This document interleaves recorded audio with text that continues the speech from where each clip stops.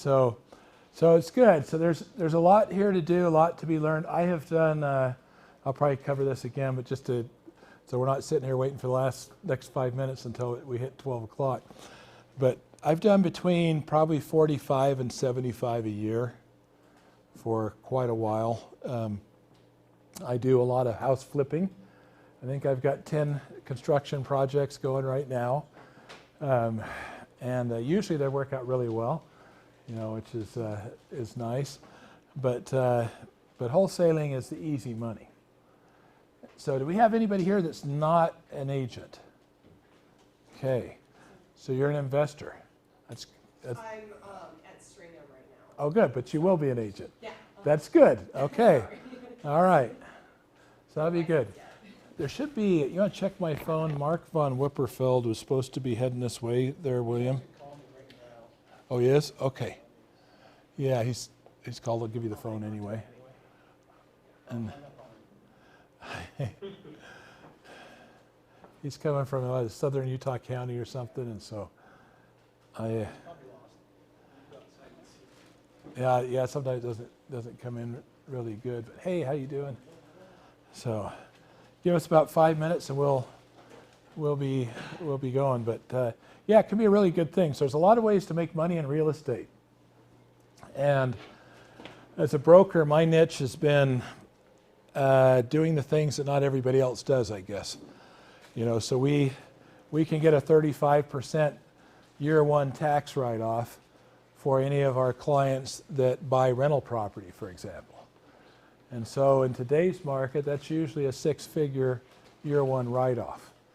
So if in April I sold a fourplex to somebody for $400,000, it's kind of a cheap fourplex, but what was really good about it was the $135,000 tax write-off that they're able to take in their first year. And so it gets even better if you're a real estate professional. So these people weren't, but what it meant for them was that they didn't pay any taxes on the next 2.5 years. They won't pay any taxes for the next 2.5 years on their rental income. But if you're a real estate professional, meaning you spend, I think it's more than 16 hours a week, you can actually take that $135,000, figure out what your tax bracket is. Let's say it's 35%, which would be about, what, $45,000. And you can, without amending your tax returns, go back in and collect a check from Uncle Sam for any taxes that you've paid over the previous 5 years under the CARES Act, and could collect a $45,000 paycheck. So I always tell my agents, and I'm not doing a lot of pitching here today, I'm always looking for agents, but that's the difference. Knowledge is the difference between saying, I'm cute, I'm handsome, pick me, I'll give you great service, whatever else, because there's a million guys out there that'll be happy to sell you a fourplex or a rental property, right? But when you're raising your hand and going, I'll get you a six-figure tax write-off this year, it's usually about 35% of the purchase price on average. I just did one in Park City that had $850,000 out of a $3 million. Hey, Mike. Out of a $3 million deal. And so it just has to be put into commercial use.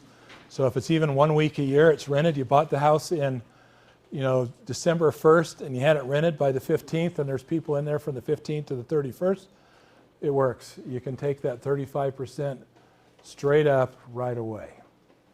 And so one of the things that we'll be covering today is we'll be covering wholesaling. And I get a lot of people that have asked me about wholesaling over the years. It seems to be one of the topics of greater interest because it's the easy money. It's what's the average time for closing a transaction as an agent? What was it? 30 days. Yep, you're right, about 30 days. So I've wholesaled in 3 days. Okay, most of them are a week or less. 2 weeks is quite a long time, actually. And so it's quick money, it's easy money. So, all right. And other than that, I will state for the record that this is copyrighted material. So it's okay for your own use. Don't share it. I'm not giving my permission to take my likeness or anything else, other than for your own use. All right, well, let's talk about wholesaling and, how we make the big bucks, all right? Now, the important thing is we want to not just work harder, but work smarter. So one of my business associates said, Randall, how much money do we want to make this year? And I said, I don't know, but I don't want to work any harder than I am already, because, for me, success is doing what you want, where you want, when you want. And if I have to work all the time, in my office, I'm probably not being where I want most of the time. So let's define a wholesale. So I looked at it under the dictionary definition, and nothing really fit. This was kind of what they said, it's of or relating to or engaged in the sale of commodities in quantity for resale. And I was like, no. So this is what it is. So for those of you who's never heard of a wholesale until we sent out this email. Okay, great. All right. So what a wholesale is putting a real estate under contract for a lower price and then selling the contract for more money than you contracted for to a third party for profit. Now we just had, before some of you came in, there was 3 people in here besides myself that had done wholesales. He did a wholesale, made $4,500. You did one that made $75,000 in Ohio, and Hal did one for $35,000 last week. So it can be very lucrative, not ludicrous, lucrative. So there's 3 parts basically to a wholesale, okay? The first thing is, like all things in real estate, you need to have a little knowledge. So if you're an agent or an agent investor with a little knowledge, you're going to go a long way. The second thing is you need a motivated seller. A seller who wants to sell quickly and will do so at a discount, okay?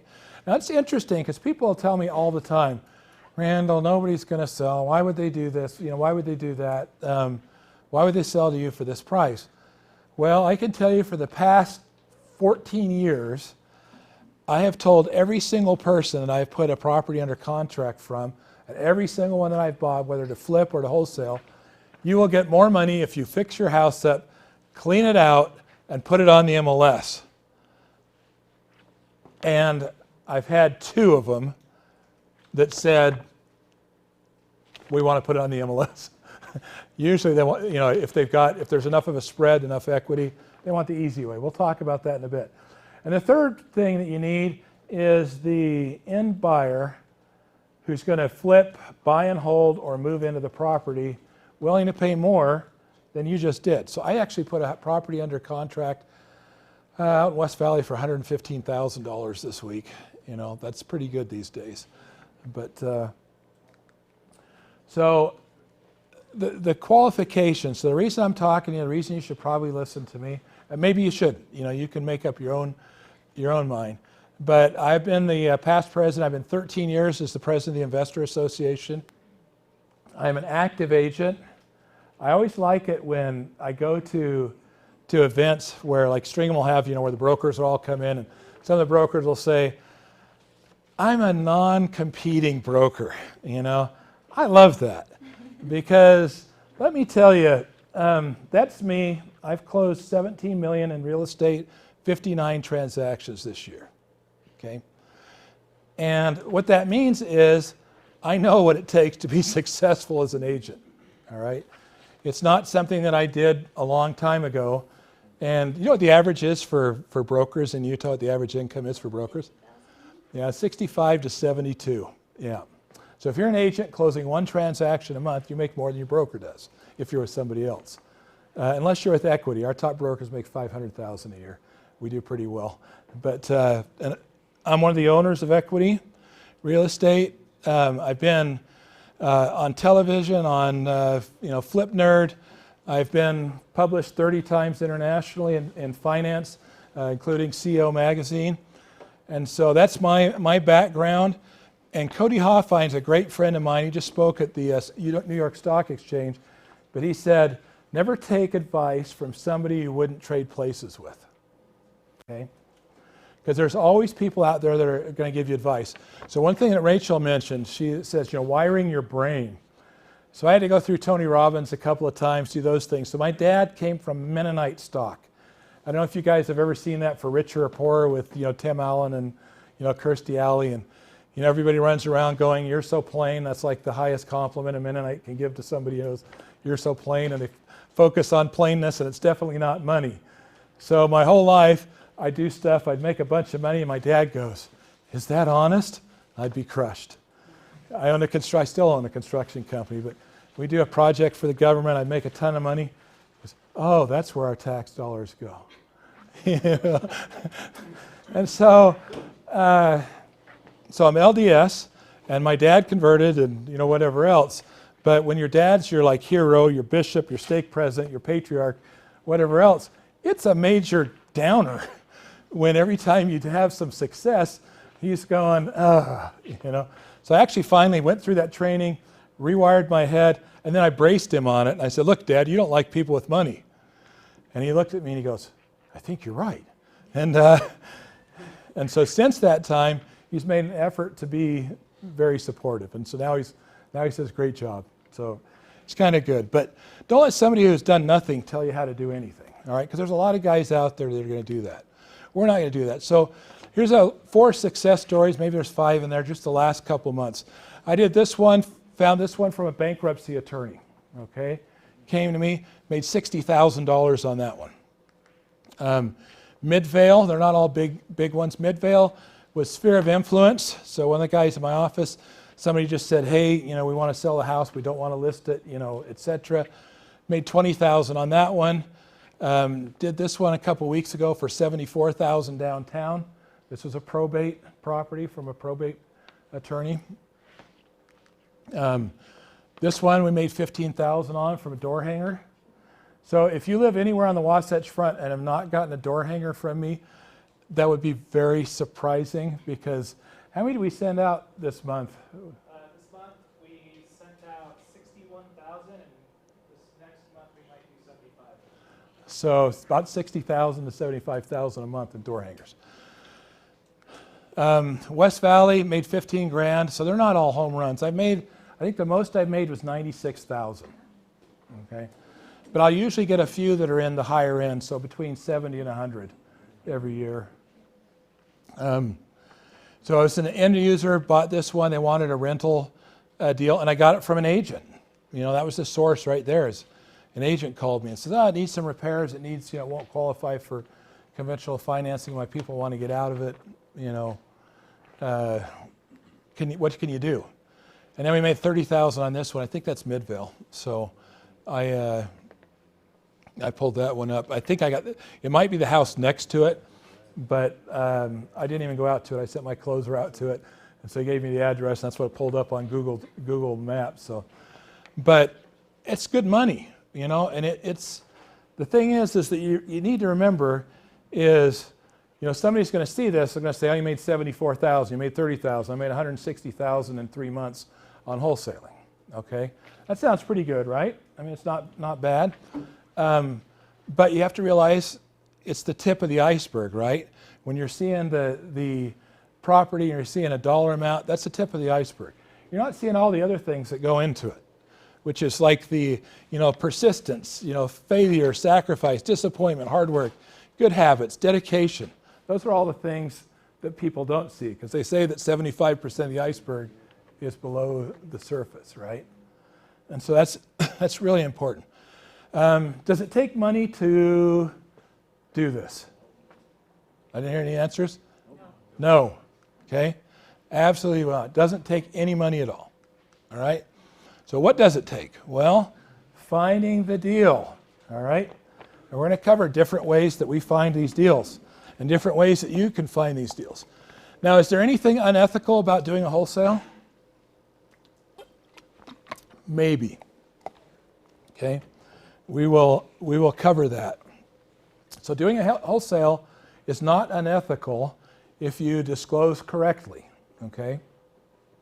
And we are going to spend the last probably third to a half going over in depth all of the disclosures. And I will email you those disclosures, and those are ones that my attorneys have come up with over the last 13 years that we have used.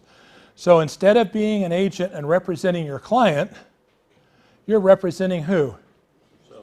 Yourself. Is there anything wrong with representing yourself? Absolutely not. So I don't know how many of you remember the whole brouhaha over wholesaling and the division of real estate, end of last year, first of this year. I went down, sat down in the commission hearings, and the investigators like, oh, you can't do it. I don't think anybody can do it, which was really interesting because they came to me the month before and said, your guys are doing it right. Your guys are doing it right. Your agents are the only ones that are doing it right. And my agents did a little bit different than I did, but I helped them structure it. I was like, okay, it's good. And then it was, we don't think anybody can do it. We're going to find people, whatever. So it goes in front of the commission, which thank God, the commissioners are all but one real estate agents and brokers. Okay, they're in the business. They're all active. They're all doing the business. And they said, well, wait a minute. If the unlicensed people can do it, why can't the licensees do it? Why should they be punished for having a real estate license? Why can't they operate in their own behalf? And so that's where we're at today. Is you get to do it. It's great. But like every other real estate transaction, we have to be ethical and make sure we make the right disclosures. Okay? So we'll cover that. So finding a deal means what? A motivated seller. Have you ever been a real estate agent who's gone up to somebody who's not motivated to sell their house? Yeah, all right. A motivated seller is always the first requirement in any real estate transaction, all right? That's it. Motivated seller. And why will people sell to you? So you're asking, some of you are sitting here going, Randall's nuts. Why would somebody sell a $200,000 house for $100,000 or whatever else? Well, they've got crisis in their lives, okay? Or they've got a strong desire to sell in a way that gets them the money the quickest. So I bought a house, two doors down from me. Mike knows where it's at. And it was really interesting. So I just cleared $96,000 on that one. But, and I did buy that one. I could have wholesaled it for an easy $50,000. But I thought, I'll flip it. It's close to my house. And so that's what we did. But I went over to the guy, and it's a guy named Malcolm. Okay, Malcolm Green. And he's this old guy, and I see him starting to load stuff into a van. I said, hey, Malcolm, what's up? He says, well, I'm moving into assisted living center. He's 85 years old. Okay, and he's there with his niece who is, handles all his legal work and that. And I said, well, I'll tell you what, you've been a great neighbor. I'll sell your house for free. I don't know if you have an agent or not, because it's not all about money for me. I don't know if you ever have enough money, but I've got enough money. And so I thought, I'll sell it for free. I'll help you out. Randall, look at all this crap I have in my house. He had like 7 dumpsters, by the way. And he says, and I haven't done anything on it really for 30 years. And what I have done, I haven't finished. So I went in and some of the wiring was exposed and, junctions without boxes and, those kind of things. So I said, all right, I was just getting ready to go out of town. I said, Malcolm, I'll send one of my guys over here tomorrow and he'll make you an offer on your property. We'll take it as is. You don't have to touch it, okay? And if it works for you, we'll buy it. And if it doesn't, I'll sell it for free. Now, is there a possible losing proposition there? No, it's a win. He makes a choice, right? So I sent my guy over. I just had flown to Nepal, and my guy says, oh, we're buying your neighbor's house. So I was like, okay, sounds great, And we came back and did that. And what's even better, and we'll cover this in another one, is seller financing. I seller financed it. $45,000 down, $900 a month in payments for a year. It didn't take us a year, but I always do it for at least a year just in case something happens.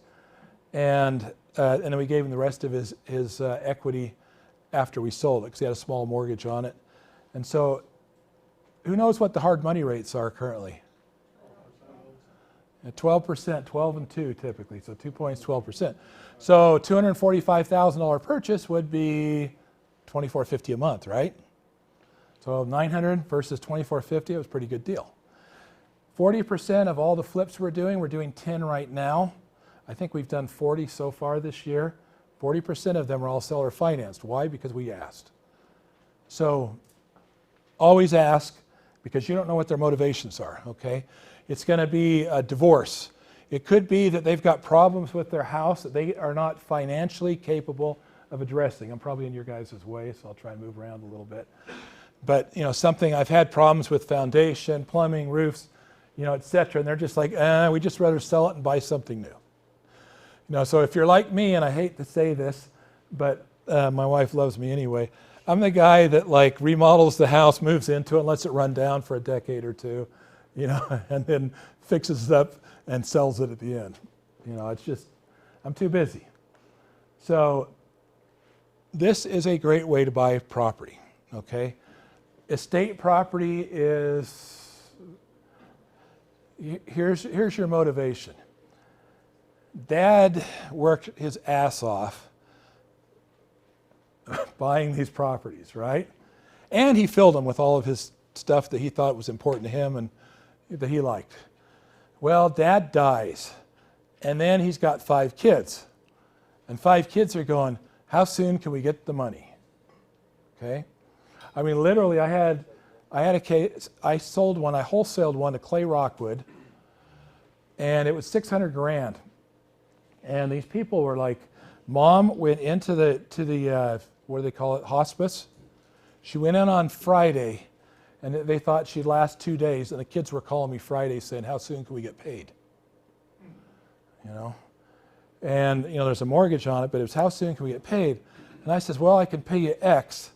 And I said, but I can pay another $12,000 if you'll sell or finance it for 6 months. And so I gave them X down and sell it. They were like, oh yeah, that works. And so I got an extra $30,000 from Clay because of the seller financing. So instead of $6,000 a month, he was paying $1,800 a month in holding costs. And so it was kind of a good deal for him. But yeah, inherited property. Most people don't have an emotional. All you guys that are like my age or older, 50s, 60s, older, your parents don't your kids don't give a rat's ass about your house. They don't care about any of that crap that you're storing in there. The only exception might be your gun safe. My son's there going, but that's about it. You cannot believe how much I have unloaded from these houses over the years. And they don't want to list it because they don't want to fix anything. They don't want to put any money into it. It's maxed out. It's found money. Because I tell them the same thing. In fact, my disclosures all say, if you fix it, clean it out, list it, you'll get more money. They don't care. Okay. Sphere of influence, your friends. A couple of those deals were from sphere of influence, from other agents, from friends and family. Okay. Knocking doors. Who's gone door knocking? Okay, awesome. So my average is one solid appointment for every 3 hours of knocking. Okay. Now, if I go, I'm Randall, I'm a real estate agent, I'm just, work in the neighborhood, well, I'm going to knock all week, okay? And probably get one. I'll probably get one person that wants to list with me or buy.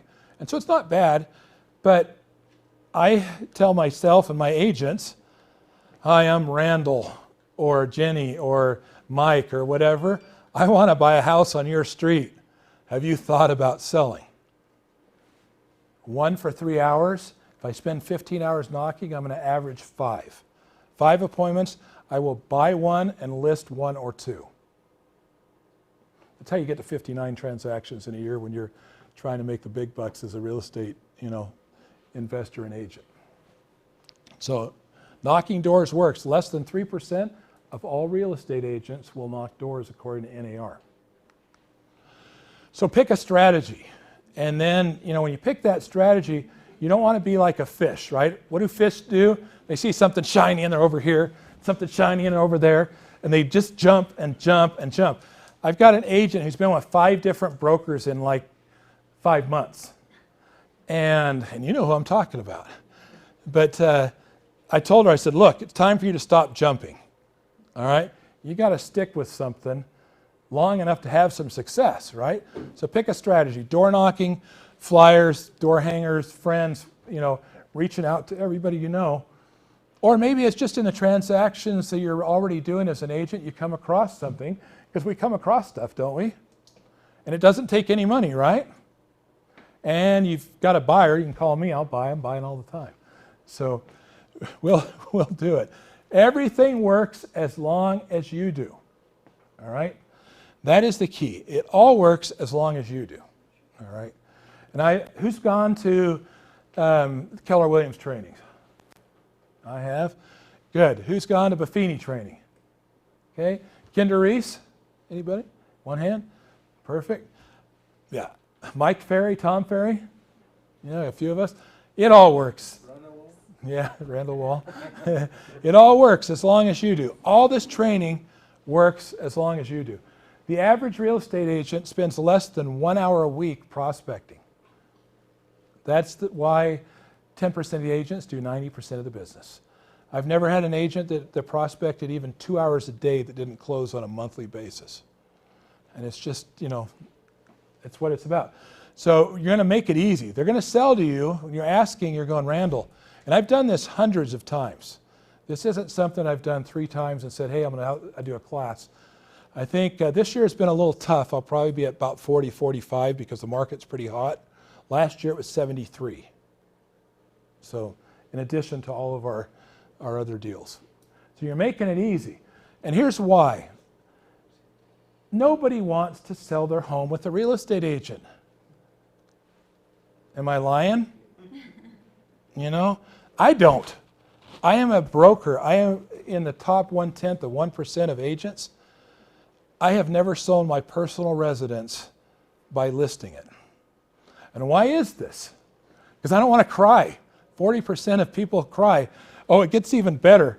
Here's another one that says 36% of the stresses of selling left 36% of adults in tears. I think this was from NAR. With 20% crying 5 times or more. Geez, I don't know if I cried that much when I got divorced. I mean, I did actually with buckets. But so this is how you get paid as an agent. This is how, as an agent and a broker, I get paid, because I'm going to make it as easy as possible and as stress-free as possible for my sellers, right? But I can also appeal to people by saying, hey, this is the easy button. And I've done this. I went into this couple and I ran the numbers and it was close. I said, it looks like you're going to make $8,000 more listing it than if I buy it cash. But I'll take it as is. And so they said, we think we need that $8,000 because they're moving to Missouri, right? They wanted to live in Missouri. And so I said, okay, I'll be back in the morning with a listing agreement. I'll list it. We'll get it on the market, get it sold for you. I think it was about 300 yards to the stop sign. I get in my car. I head to the stop sign. Before I even hit the stop sign, my phone rings. And I pick it up and I say, hello? And they say, Randall, we've talked about it. We think we want to do it the easy way. And I'm like, what, in the 30 seconds since I left your house? They talked about it. They wanted to do it the easy way. There's a large number of people that want to do it the easy way. So as an agent, I try to make it easy for my sellers and buyers. I don't want them crying, okay? Because I know that statistically 40% of them are going to be in tears at one point or another. So I'm going to try and take the pain out. If I'm going to wholesale and put a property under contract to the wholesaler, I want to make it easy, right? That's why people sell to investors, because it's easy. So let them tell you what they need. Most people spend so much talking that they never listen to what the seller actually needs or wants. A lot of times, who thinks the seller wants the most money possible? Come on. So, well, William raised his hand. He's like, okay, be committed. It's either hot or cold, man. So, all right, Trevor. So, They want as much money as they can get fast. There you go. So it is, in fact, Trevor's going to answer some questions in a second. So Trevor is on my team. He's my closer. He's the highest paid member of our team and probably the most likable. But he's a good guy. But that's it. It's how much can they get fast? For some, it is the most money, because I've had people say, I need the most money possible. And so what do? Great, let's clean it out, let's list it, right? Let's fix whatever's wrong with it. Let's list it. Let's do it. But others, who knows? So we ask them, what's important to you? And I like to say, if you had a magic wand, what would this transaction look like to you? And if somebody's reticent, usually most people just tell me everything. I mean, I know how much they owe, what their payments are, their mother's middle name, you know, etc. I never have anybody that says no. But if you have somebody that's really reticent, if you ask them 3 times, they'll tell you the truth the 3rd time. So if you say, ask your daughter, what'd you do last night? Oh, I just hung out, you know, whatever. No, what did you do last night? I was out with Mandy, you know. No, what did you do last night? The 3rd time, all right, Dad, I went out and had a beer. You know, I mean, whatever it is, they're going to tell you the 3rd time, and that is, I've gone to the, you know, all this special training for all these psychology techniques you can use with people. 3rd time is the charm. Okay. So we're offering solutions. So as real estate agents, we're offering solutions. You know, we're offering them a solution. And this time, we're not acting as an agent. We're a what? A principal. We're a buyer, yes. Okay, so I have a question. So when do you go in as an investor? Like, do you put on your investor hat, or do you go in as your... I'm Randall. If I'm knocking, here's my secret. You guys probably want to listen closely. This is my secret script that works better than anything else. Hi, I'm Randall. I want to buy a house on your street. Have you thought about selling? Because at the right price, would all of you want to buy a house on any street given the right price? I mean, is there anybody that wouldn't want to buy a house at the right price? What's the right price? Well, let's say Sugar House at $200,000 east of 13th East. Are you interested? Sure. West Valley, I just put one under contract at 115. You know, 2,500 feet. Are you interested? Yeah. I mean, that's right. Yeah, I got a notice from Josh. We'll see.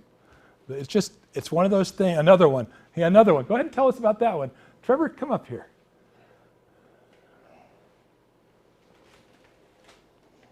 I was really surprised there for a second because that sounds a lot like the one I closed. Could be. Is it? I, Okay. Josh just I'm the told you about boss. it. I don't go out and close Hey, them. he's I just right. get a notice. He's right. It's Randall's. Okay, so what do you want me to talk about? Talk about that deal. Talk about, Okay. that's one we just closed. So this is a seller in West Valley that inherited a house from her father. The house has been empty for 3 years. The sewer line was clogged solid like a cork, okay? And it's been shut down by the health department because there's no valid plumbing at the property. Is this just for the video? Yeah. Okay. I'll So just this stand property, next to you. this property is not going anywhere anytime soon unless somebody goes in and fixes those problems. But she has, and this is the surprising part, she has a real estate agent that wants to show her houses that she's going to live in, not this house in West Valley. And there's a lockbox from this real estate agent on the front door of the property even, because they're trying to decide how they're going to make repairs, get the house ready to sell, and then sell the house later, okay? She called me off of a door hanger that we put on the door, just a flyer that we said, we'll buy houses. And it wasn't even in that neighborhood, it was where she's living now. So we just said, hey, we're buying houses, we'll come over and we'll take a look at it. I met with her, and within a half an hour, I was signing a purchase contract on the counter of this house. She gave me a price, and I'm honest with people, and I told her that's a little bit lower than I feel comfortable with, and I paid her more than she asked me for. And her husband, who was there, who was prepared to fight because I was going to offer low, right? I offered a little higher, and he warmed up real quick, right? So that turned into signing a purchase contract on the counter, and we're closing that house on Monday morning. So what is the question I always ask you when we have a large spread in property? Well, tell everybody else. It's, are we stealing this property or taking advantage, or are we making an honest profit on it? Yeah. Because we're not interested in, we want to be shrewd businessmen and women. We don't want to be thieves, okay? God smites thieves, all right? If you don't treat people right, God will smite you. I've seen it happen 1,000,000 times to agents and investors. So it's just treat people right, and he's going to take care of you. Yeah. So she told me, and her husband was saying, no, we want more than that. She told me if we could get $80,000 out of this house, she would be willing to sign. And I could see her husband, who wasn't happy with that price, but I also know what the values in that neighborhood are. Now, Randall already said what we bought that house for. Who remembers? Yeah. So I came in a full $35,000 higher than what she asked for. Do you think they trust me? Would you say I'm being fair with them as an investor? Okay. Now, fast forward 3 days, and all of a sudden her real estate agent knows 5 people that would have bought it for $5,000 more, right? Sure. But, you know, we're under contract now. We have that property. We're closing. And she even told me what her real estate agent said. And she said, I like you. I feel like you were honest with us. We want to close Monday. Okay? That's the power of treating people just honestly, right? Super powerful. Okay. Did you want me to talk about other stuff or no? I'll probably call you up in a minute. Okay. So, and Trevor is a great guy. I don't have anybody on my team that's not honest. I mean, we run them off. Trevor bought a property from a lady who was in hospice, right? Yeah. And yeah, she didn't need the money, didn't care. I mean, she's going into hospice. She wasn't living very long. But how long was she in there? How long did you visit her for? About 11 months. So she lasted 11 months. And Trevor would go and visit her on a regular basis, take her food. Bought a TV too, right? No, not a TV. They had a TV at the care center. Oh, they had a TV, but Go down a couple times a week and make deliveries and just talk with her. yeah, it's been twice a week for 11 months. You know, talking with her, visiting, which is probably the best gift. So be honest with people, you know. The one thing I can say is I have never ripped off one person in my entire life in a business deal. Not one. And a lot of people don't like me. Some people don't like me because I'm very direct. But none of them have ever accused me of taking advantage of them in a deal. Yes, sir.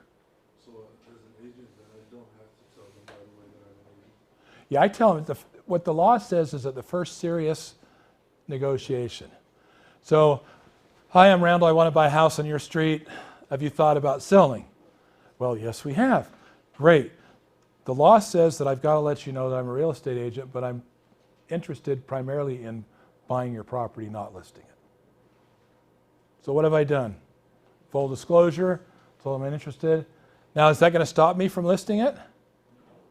No. We list a ton of those, you know. I mean, it's just like, it is a great deal. So be honest, you know. And people are always like, so as president of the Investor Association, I'm always getting this question from investors. Well, you know, what if they say they can get more money with an agent? Or what if they say that they can get more money by you know, selling it on the market? You know, how do we get around that so they don't ask that question? I'm like, dude, I love it. Come right out with it and tell them, you're going to get the most money possible if you fix this house up, clean it out, list it, wait 30 days or whatever it is, and sell it on the market. So what have I done? I've disclosed everything, right?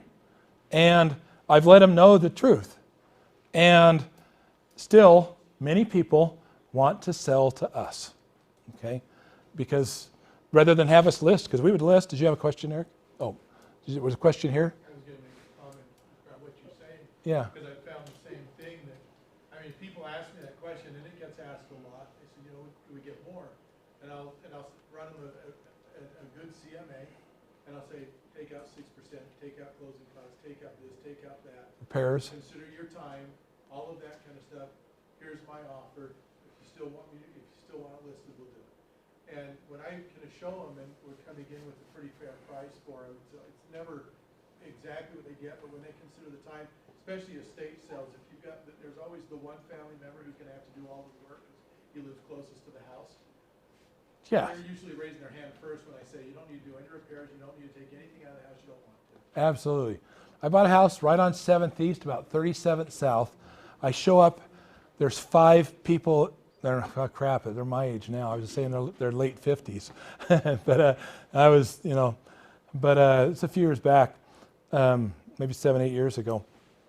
But I go in there, and this guy's got 2,200 feet loaded to the gills, dog poop on the floors, you know, whatever. And these guys have got rubber gloves on, masks that looks like COVID, you know, but like 8 years ago, right? And so they go, I made them an offer on it. And I said, yeah, I think I can pay $200,000. And they said, well, we had an agent that said they thought they could get 235. And I said, yeah, was it fixing it up? They said, yeah. So I said, let's talk about it. And so Mike's right about the guy that's doing all the work. There's two of them that were like living there. The other guys had come in from out of town. So I could hear him in a huddle down the driveway. Yeah, this is a good offer. Well, the other one said we could get another $35,000. You got a discount for cash. That's what I'm hearing, right? You got a discount for cash. I signed the contract right there in the driveway, and 5 cars followed me out. They didn't even go back into the house. You know, it was just like they were done. So that's why. I mean, that's how it happens. It's like somebody here was talking about making it easy for their client. You know, I think you were, talk a little bit about that. Yeah, make it easy. Fill the need, right? We get paid to fill the need. We get married because why? Obviously, we're filling somebody's need, or they're filling our need, or hopefully you're filling both the needs, right? I have another question. So do you have like a price point when you look at these homes? Yes, the price point. So right now I want to stay under the jumbo limit. And I think we've got, is that one on Highland over the jumbo limit? 6 something, 7. We want to stay under 700,000. Just, Pretty high price point. yeah, because it sucks if you're trying to get a jumbo loan these days. Right. So jumbo I think is like 650, sorry. So if I don't mind doing 4s and 5s, and we do a few 6s, but I'd say most of our stuff is probably down in the mid-range, 3s and 4s. This one we have right now, we will sell at about $550 in about a month. Yeah. So like, do you think average is in like are most of them in the 2s and 3s? Well, he said 550, so I mean, we've done a bunch in the 2s, the 3s. What was the one we just made 74 grand on? Was that, what did we move that one for? I bought that house in Magna for $115,000, and we wholesaled it. This is taking the steam out of your sales. We wholesaled it for $74,000 and sold it to an investor who's now flipping it. Yeah. So your buyers are, the next part we'll cover. So, but be consistent. We talk about marketing and how you do that. Be consistent. So, the only numbers you need to worry about are staying well under the jumbo.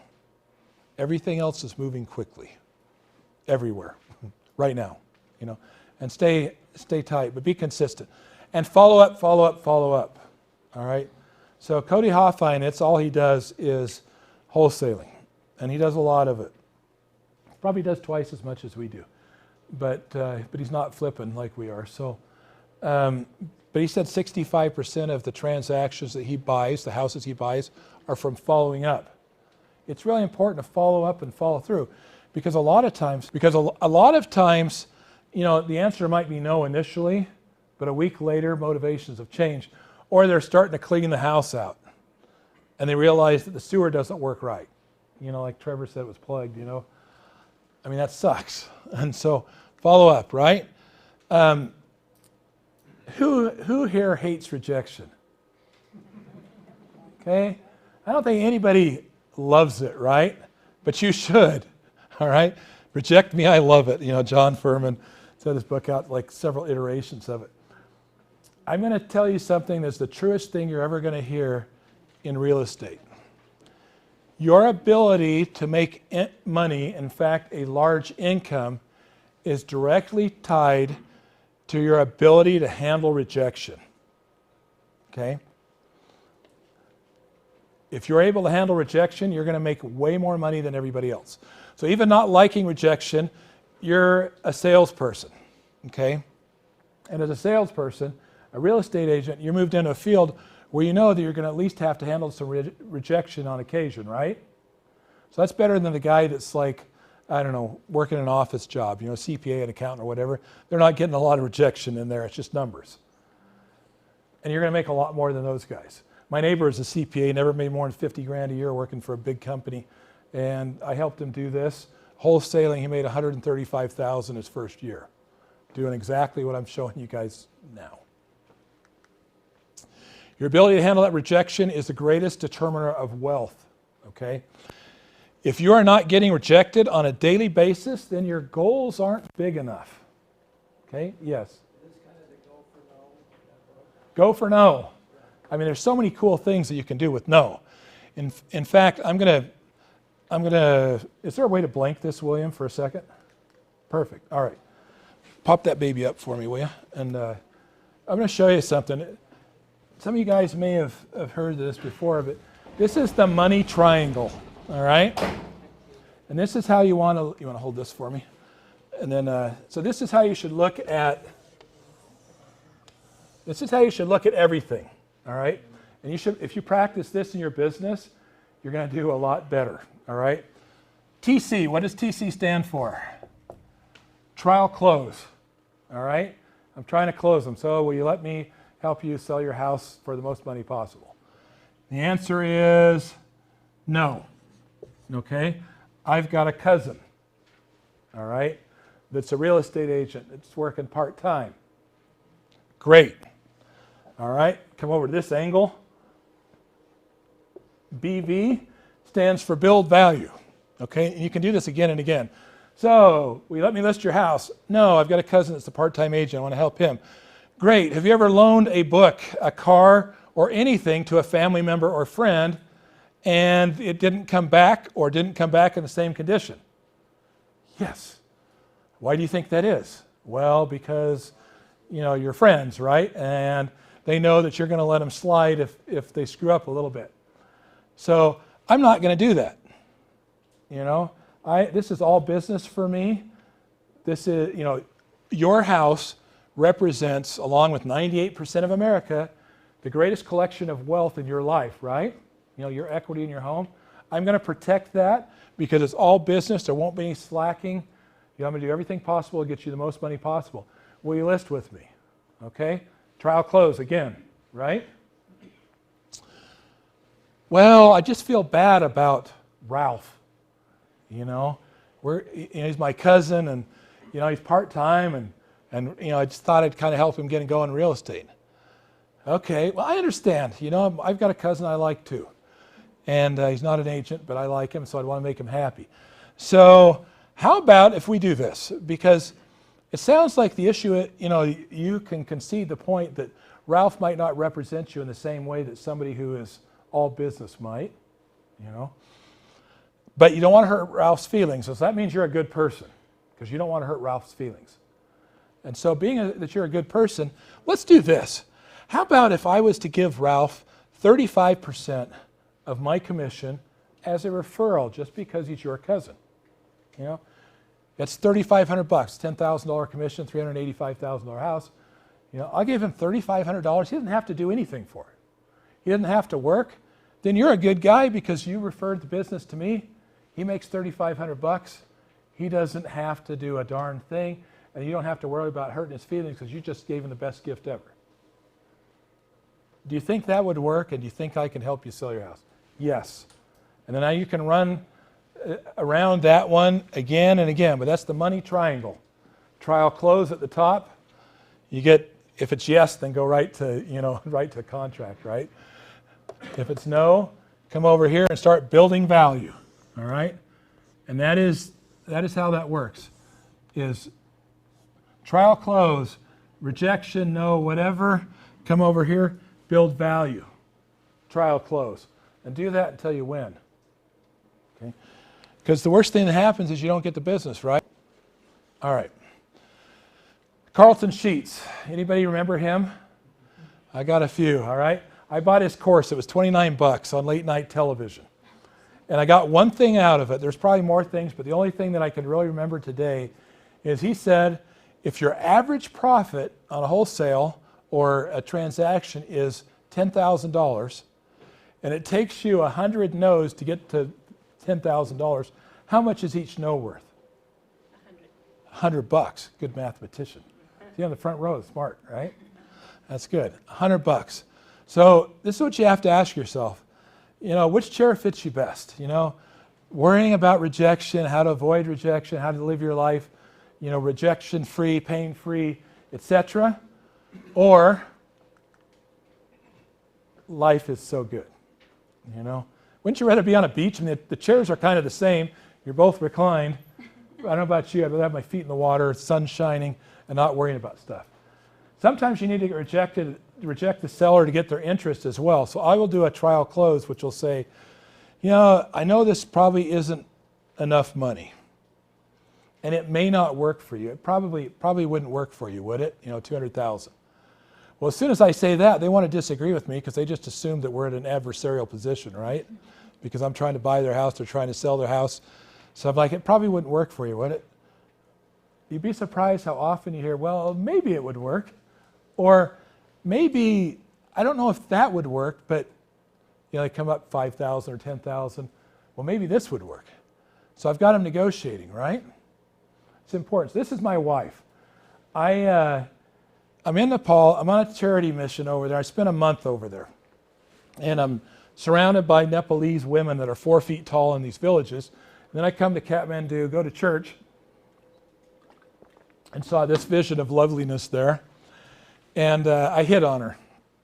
And my super skill is picking up women. I'm the best at it that I've ever seen. It's true. I haven't been able to get them to stay. I've been married 4 times. But with her, it's the last one. We've been married 4.5 years, still like newlyweds. It's great.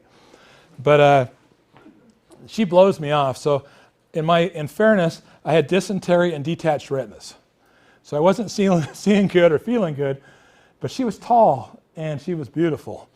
I found out later she was runner-up for Miss Nepal in 2007, so really cute. And so I said the first thing that came to my mind, which was a horrible pickup line, which is, "You're really tall for a Nepali." And she is like, yes, and ignored me. And I was like, So after church, I looked around, found her in the kitchen talking to somebody. I said goodbye, and she said goodbye. So 3 words, yes, and goodbye. Hardly a auspicious beginning. I couldn't get her out of my mind. I was like 6 months. I'm sitting there going, I wonder about that girl in Nepal. I couldn't even remember what she looked like other than she was cute. But I couldn't get it out of my mind. And so sometimes you don't know what their motivation is. So later on, she's like, Randall, I wasn't interested in men at all at that point. This is my wife. If you look up here, it's probably hard for you to read. Monastery of St. Demetrius of Nicosia. It's in Greece. My wife is a nun, Mother Superior right here, monastery in the background. And she was just not, she wasn't focused on men. She was like, I want to know what it's like to be married to, Christ and, experience life as a nun. And so she went there for a few months, and they tried to keep her. She's a doctor. It's like, we'll move your practice here. You're a great nun, whatever else. But she decided that she'd rather get married and experience something else. So they had an earthquake, right? So her motivations changed from staying in the convent for a year to coming back to Nepal because her family and friends are there. She's got a charity. We've got a charity. So she's got all these little kids that she's watching out for, wants to make sure that they're okay. So they have other things on their mind, right? Now, sometimes you have competing interests. So that's me at a charity event. 6 months later, I can't remember what Usha, my wife, looks like. That's Julie Harmon, Miss America in 2016. So I'm there with Julie. My business partner is like, Randall, just make sure you end up with whoever you really want to end up with. And I'm like, Josh, I haven't left anybody, But I'm looking across the table at Julie at dinner, going, okay, Miss America, that's pretty good. Or the girl in Nepal. I excused myself from dinner, walked out in the parking lot, called my wife. That's the power of no, okay? If it hadn't been for that rejection, it wouldn't have happened. So that the guy from Nepal that was my friend was there at that event. I said, hey, what's her number? And he gave it to me, and I got on the phone right away. And in the parking lot, I said, I'll be there in 3 weeks. She says, yeah, I've heard that from people before, because Nepal's like 40 hours. It's the farthest place on earth that you can get to on an airplane. And so I am there in the parking lot, and I send her my itinerary. And I hear in the background, I hear her computer go ding, ding, She goes, oh my gosh, you really are coming. And so that was the end. So the only thing that matters is the end result, right? All's well that ends well. But if she hadn't rejected me, we wouldn't be married today. She hadn't blown me off. That's it. So sometimes you got to reject the sellers, because success is like an iceberg. There's what we see on the surface with sellers, and there's all the motivations that are running around below. So I could have thought she didn't like me. I was fat. I was 20 years older than her. I was probably 20 pounds heavier than I am now. I was 53, whatever. That wasn't it. She was just focused on going to a convent and becoming a nun. and that was her focus. So in case of emergency, I tell my agents and anybody else, that's my number on the left, 801-502-8507, or Williams, 801-856-5139. If you got one of these deals coming up, you don't know what to do with it, give us a call. We'll walk you through it. We'll walk you through it if we buy it. We'll walk you through it if we don't buy it. We'll help you out. Have we ever turned anybody down, Trevor? Only if they're really jerks. Only if they're really jerks, Trevor says. So be nice. Don't be a jerk.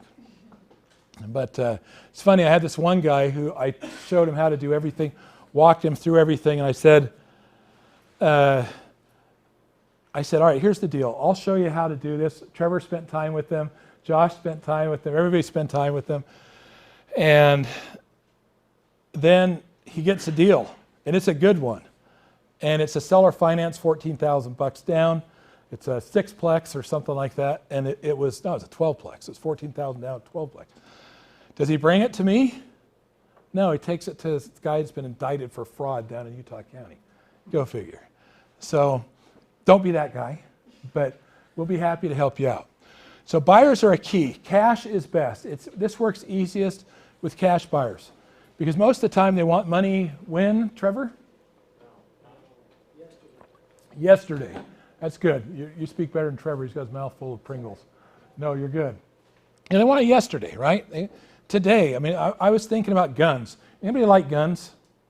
Okay, we all kind of like guns. I always like guns.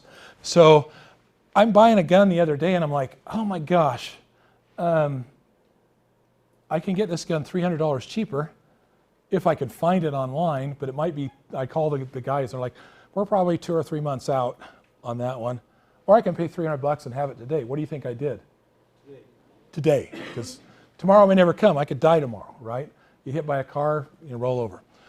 So cash buyers are best because they want it quickly, all right? Building a buyer list. Let's talk about building a buyer list. So we've got flippers, all right? People that like us that are flipping houses. What do we have, Trevor? About 10 right now? 10, okay. That's what I thought. So you can do that. You can find other wholesalers. We have wholesale to wholesale, okay? I have seen, I've seen that happen 3 times from wholesaler to wholesaler to wholesaler. Have you seen anything beyond 3? I don't think I've participated in one that's bigger than that. Yeah. So a lot of times you can wholesale a wholesale. Because who cares, right? If somebody else is making money, as long as you're making money, right? It's good. So it's a little different than a regular transaction, right? We skip a few steps and we add a few steps to make it viable. So in a regular transaction, some of you guys have probably got this, you've been in the business for a long time. Here's a workflow sheet, right? You got the real estate consultation, you look at properties, you offer to make an offer to purchase, you negotiate the counter offers, all that kind of stuff, and then it gets accepted. Then you got all this other stuff that the agent does in between here and here, and you go to closing. But in a transaction that's a wholesale, this is what it looks like, right? It's pretty much go from A to maybe not Z, but like P or Q or something like that. So we put the property under contract, the offer is accepted. Next step is we find a buyer. Okay, let's come down here, we find a buyer. Then we attend closing, and then we get paid. Okay, that's it. I mean, that's pretty much like step 1, 2, 3, and 4 kind of happens at closing as well, most of the time. So we're going to do that. So if you guys want to take, we're going to talk, coming up here, we're going to talk about doing it right, staying out of trouble, jail. So William, give me a time count, 10 minutes. Also, if you have not filled out that sheet right over there, you will not get a copy of this presentation or the paperwork that you're going to need to do it. So please fill out that presentation. I'll see you here in 10 minutes. Yes. So Randall, what is your footprint? Where are you? Are you just in Wasatch area, down in St. George? So we've done deals from St. George to Pocatello. I have some of my agents that are working from Pocatello to St. George because with our platform, 1,000+ closer looks like. And he's got some real skills. We've been friends for a long time, right? Yeah. It's been a long, long time. It has. But He is a master closer, and as good as it gets, in fact. I had to steal him away from somebody else. But in any event, let's have Trevor come up, and if you can share 5-10 minutes of just give us some meat of closing techniques that you found that work for you. I'm going to put this one on you. Okay. And you just stick that one on your thing, and we'll slap this in your pocket, Yeah. and then you can talk about. All right. Thank you, Randall. So I've been on Randall's team for 4 years now. And like Randall said, we do a lot of properties, anywhere from probably 40 to 65 properties per year for the last 4 years, where we're either buying, flipping, wholesaling, or even listing. So as a closer, I had really good experience with my last occupation. I was a property manager, but I was also helping with real estate coaching and training, not in the retail or real estate agent business, but in the real estate investing business. And that's how I met Randall, actually. Gosh, that would have been 8 years ago almost, okay? So I had a really good job. I was making good money, but consistently, after moving my license to Equity and then joining Randall's team, which didn't happen until about 1.5 years after I moved my license over, my income has consistently gone up year over year. And it's not only because we have a good environment to buy property, but I don't think I would trust having my license as an investor in any other brokerage, because I trust Randall to go to bat for us and back us up if anything happens. And luckily, I've never been sued. Definitely not in the last 4 years, but we go to great pains of making sure that sellers understand what they're getting themselves into and helping them feel comfortable that they've made good decisions. So I like to use real life examples. We do enough properties and deals that I never have to go back very far. I'm going to tell you about 2 appointments that I had this morning. Both of these happened this morning. How do I raise that? Is it? Pull it down. Okay. There's the thing there. Okay. So I had 2 appointments this morning, both of them with sellers who, for one reason or another, they called us to talk about would they like to sell us their house or what can we do, okay? That's a big red triangle. Okay. Use a green or something else, maybe. Does black work? Black doesn't work real good. That dark one. Okay. So Randall told you a little bit about the deal that we did last week, the one that I closed last week. And that's a great one. That's an investor opportunity, a lot of work, and we will either flip that house or we will dish it to an investor that will do a remodel. Based on how much work that one needs, that's probably not something someone will keep as a rental. Just because if you have to spend that much in order to get it in rent-ready condition, you're probably going to end up selling it to get your money back. At least that's what we would do, okay? But this morning, I met with 2 sellers. The first lady called me last week because she got a flyer or a mailer or something from us, and she wanted to know, why would I even sell to an investor? I have friends who are real estate agents, and I would be leaving way too much money on the table. And she called my assistant and would not set an appointment until she could speak with me. Okay? Now, most of the time when someone calls my assistant and says, I want to talk to Trevor, it's because they want to yell at me because they think I went and put that mailer on their door or the whatever, okay? So I was like, okay, I think she's going to yell at me, but I called her back and she said, Trevor, why would I sell to an investor? And I said, well, I solve a need. If you don't have a need that I can solve, then I agree with you. You should list your house with a real estate agent. In fact, I'm a real estate agent. So she goes, okay, well, that's fair, but what kind of need are you talking about?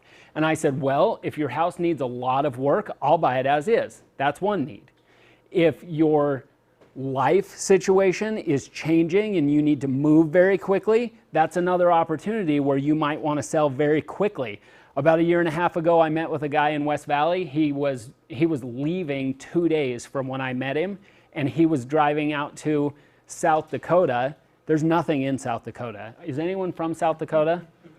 Okay, I'm sorry if you are. You are? Yeah. Okay. Yeah, he was driving to South Dakota because he got a job in an oil field, which pays a whole lot of money because no one wants to live in South Dakota, okay? But he left his house in West Valley and needed to deal with it. That's a good situation for me to buy a house, okay? So as I went through these options with her, I realized, and she told me, I'm going through a divorce. We are not really seeing eye to eye. We're not sure what we want to do, but you know, we might choose to list or we might just want to sell. And I said, great. She asked me, how much will you give me for my house? And I said, well, I've got to see it to give you a price for that. Okay? So fast forward to this morning. I showed up at her house. Her house is in very good condition. As an investor, I don't think I would paint. I definitely wouldn't replace carpet. There's a little bit of rebuilding of the deck that needs to be done. Okay? But I sat down with her and she told me again, my husband and I are getting a divorce. We want to move quickly. I actually want to sell the house now with no hassle, but I have no idea where I'm going to move. So I want to stay here for a month. Okay? Until the end of October.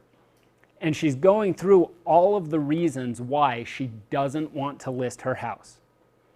And then she tells me, if you can give me $185,000 for my house, I'll sell it to you right now. And as she was talking, I'm opening up the MLS. I look at houses, what does it say, nearby for sale, right at the top, okay? And then you change the status to sold and under contract, right? You guys have done this in living rooms, okay? So I'm looking at that and I see comparable sales on her street that are twin homes, just like hers, that are selling for anywhere from $220,000 to $239,000, okay? What price did she want for her house? $185,000. And she just got through telling me about 10 reasons why she doesn't want to list, okay? And to be honest and fair, I show her that list. I say, look what your houses are selling for on your street. And she said, I know. I don't want anyone to come over but you. Okay, I'll make you an offer for $185,000. I'll buy your house. You talked me into it. It's that motivation. Yeah. Okay. Now, my next appointment, I drove from there to Washington Terrace. We've had 2 houses in Washington Terrace in the last 6 months. And the first one, we owned that house way too long. It's the only house I know of in 4 years that we had a real paper loss, and it was $1,000. Okay? But it felt crushing to me because we didn't make more money. We have another one that we're getting ready to list in Washington Terrace. So I kind of know that market. I'm not real excited about it.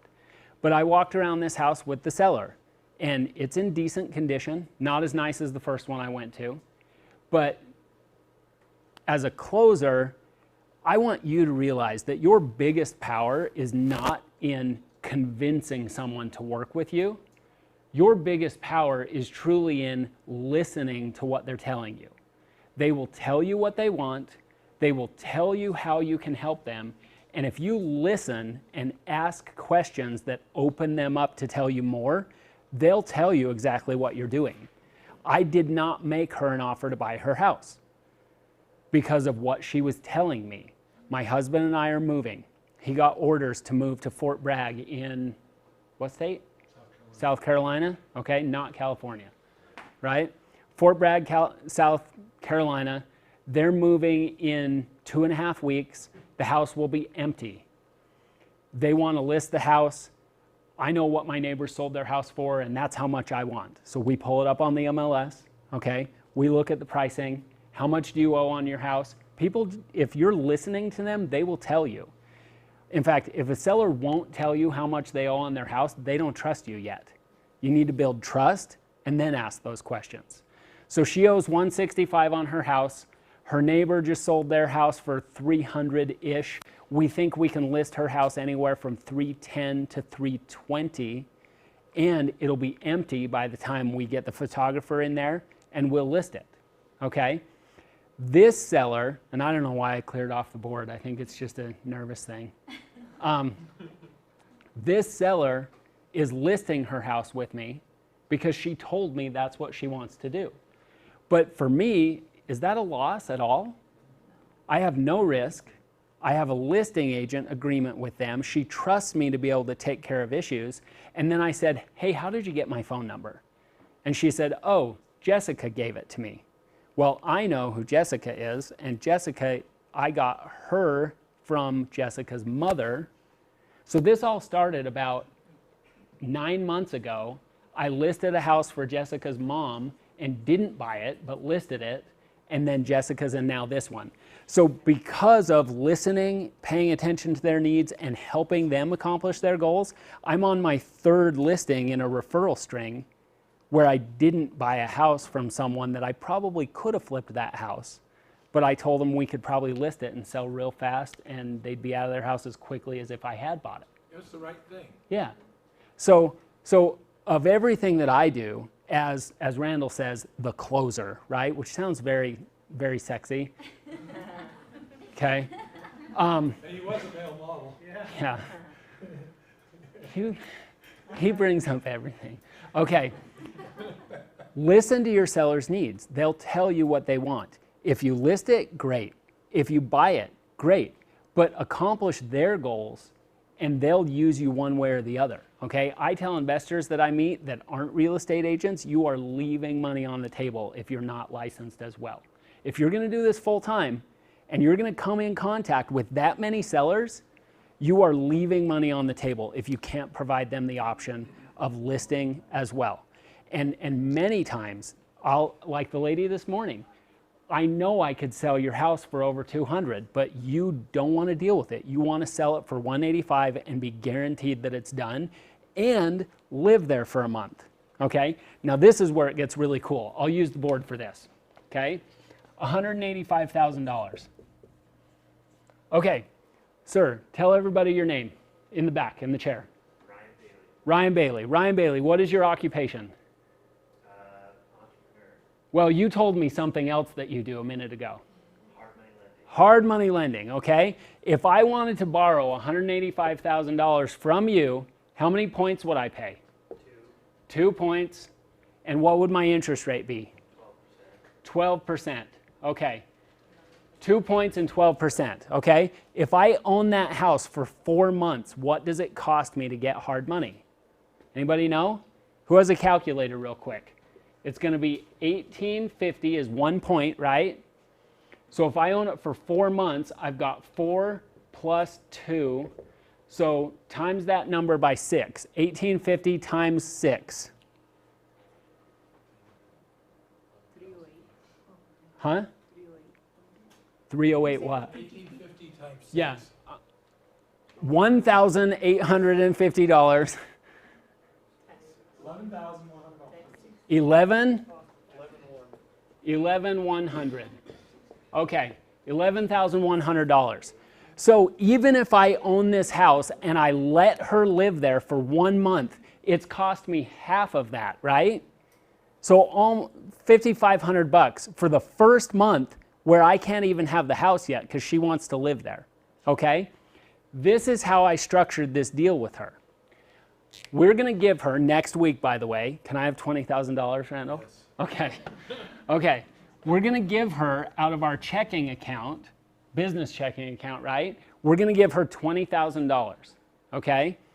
Her mortgage that she owes on the house is approximately $80,000, which leaves me with $85,000. No, $65,000 in equity. No, that's wrong. It is 85. Okay. You just made me 20,000. There we go. Okay.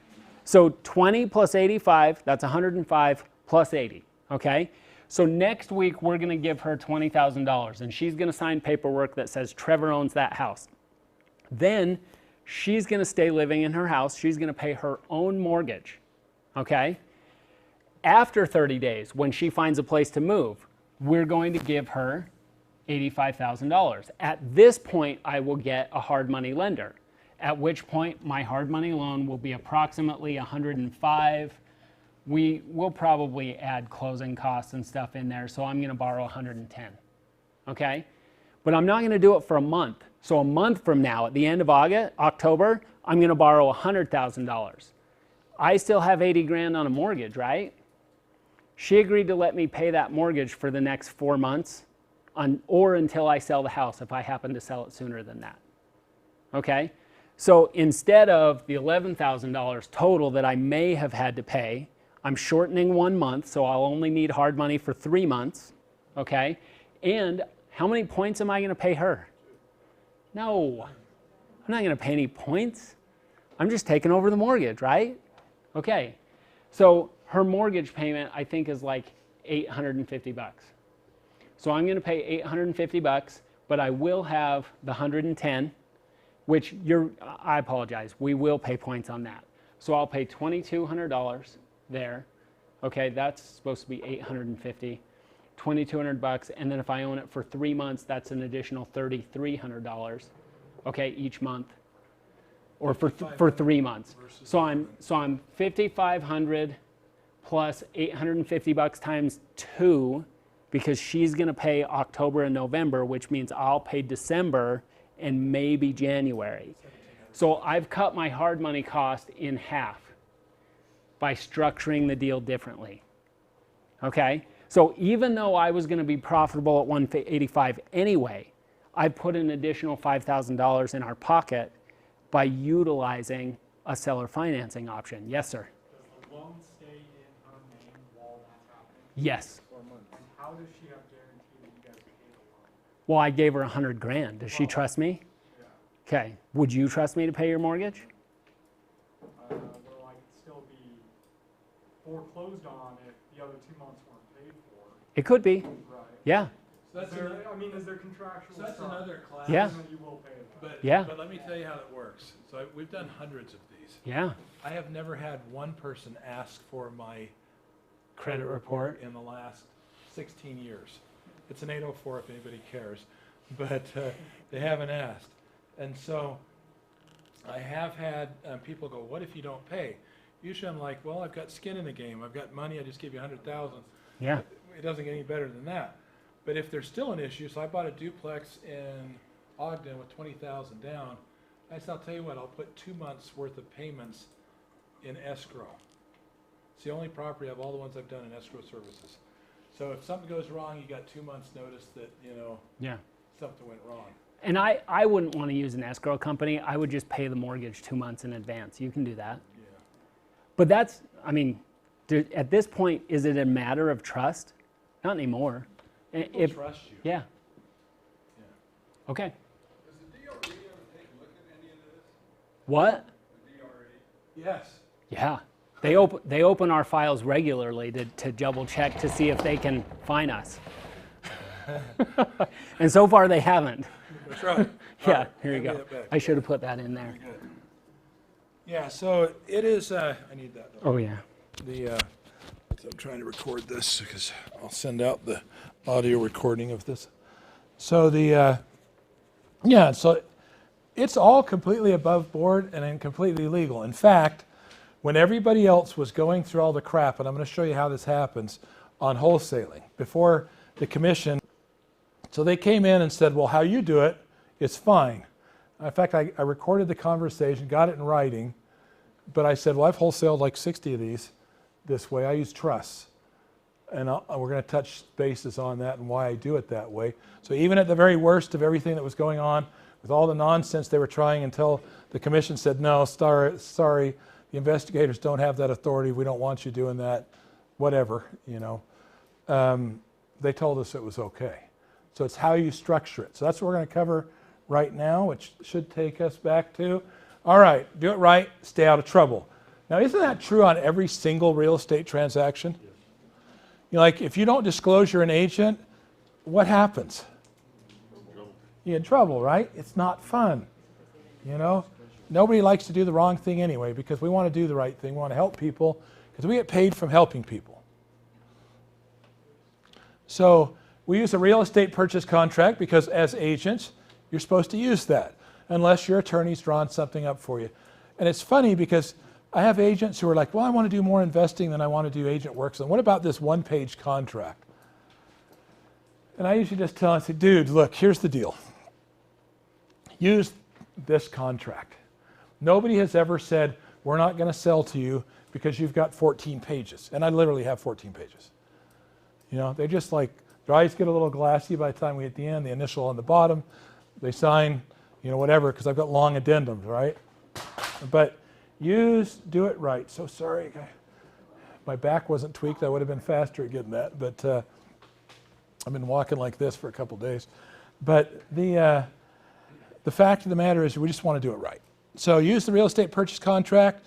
Here you can see, we use trust, the Midvale Trust. This is actually one from April. I just popped it up there, scanned it. We do almost everything in the name of a trust for some reasons I'll talk about later.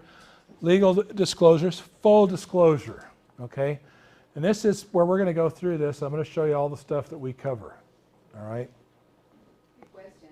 Yes? If you're buying under the corporation, you still have to disclose you're an agent because the corporation is buying it? Yeah.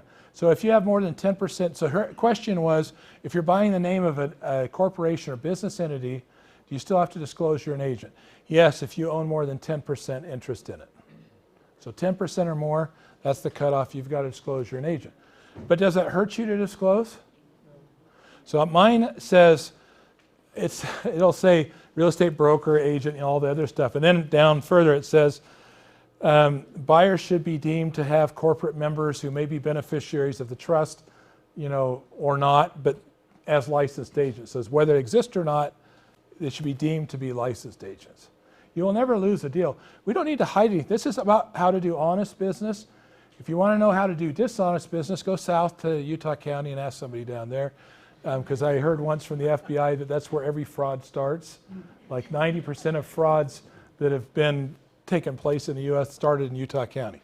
I don't know why. Maybe there's happy people down there that are very trusting. But full disclosure, okay?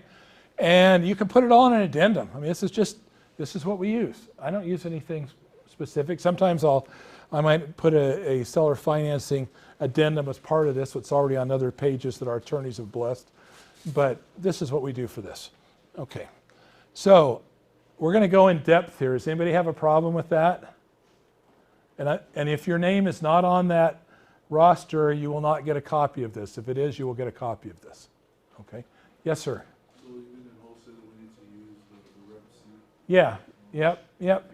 Because remember what a wholesale is? I mean, it's putting a property under contract and selling the contract. Okay? Not the property. And I don't even come up with any earnest money. Because here in my disclosures it says, because of the immediacy of the offer, the rapidity of the purchase, etc., that the earnest money will be provided at closing. If we cancel the contract or are in breach, it says that they'll get the earnest money within 7 days. It also limits, we're going to run through all this, but yeah. So use the contract, but use right language, okay? So this is the accumulation of probably $20,000, $30,000 in legal over the last 16 years that we've distilled down into in a Word document where we copy and paste it into our stuff as needed. So this obviously is not, says that, I'm either the relative of a real estate broker or sales agent or a real estate broker or sales agent licensed as such. I check both. I might as well hit both of those, right? I mean, doesn't hurt me. Remember, you can't over disclose. We're not trying to hide anything from anybody. Okay. Second, and this is the question that the kind of you asked and you asked a little bit, but the seller should deem fully that the buyer, corporation, trust, LLC, or other, we have an attorney here too, so Rachel's an attorney, but purchasing person or entity with full or fractional ownership has licensed real estate agents in Utah and other states as employees, relatives, principals, owners, fractional owners, or others in any and all capacities of ownership or employment relating to the buyer or buying entity who shall participate in this transaction, whether such is the case or not. Do you think I left anything out there? I mean, it's cool. And there's one thing I like. So once you delve into the boilerplate, you can hide anything in there if you needed to hide anything. But we're not hiding anything. It is all freaking there. But after a while, they're like, okay. And I encourage them to read it. By which said buying party should, whether it occurs or not, be deemed to receive in addition to a possible commission from the purchase, that an additional profit or compensation shall occur through their ownership in the purchasing entity, sale of said rights in that entity, or any fraction thereof, and who shall be deemed to profit from or through the purchasing entity's purchase and sale of property, purchase of underlying property liens and sale. That's sometimes I'll buy the liens and then as well. And then from the sale or assignment of contract rights. All right? I've just disclosed that we're going to sell the contract. Okay? All right? Flipping the house, holding as a rental, selling the interest in a trust, LLC, corporation, property, or business, creating notes or any interest, fractional or whole, that they may have in the same before or after closing in a manner other than in addition to a real estate commission. Said compensation need not be disclosed further to the seller, specifically other than the buyer intends to profit. All right? So the reason we do that is a couple of reasons, because for a while back it was like, well, if you're making money that's not a commission, and it made no sense. It made no sense from a legal standpoint, because I took 6 attorneys with me down to the DRE. They were like, well, you know, you need to disclose. So we're just going to disclose that we're making money in addition to a commission, right? Which, as a principle, you shouldn't have to do that.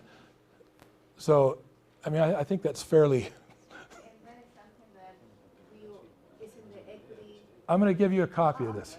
Yeah, if your name is on that roster, you'll get a copy of it. Yes? So you're saying that you can assign this contract to another wholesaler if you deem or decide not to? Absolutely. Yeah, because that's what a wholesale is. I'm assigning the contract. Okay? And we're going to cover that here in a minute too, specifically. Okay.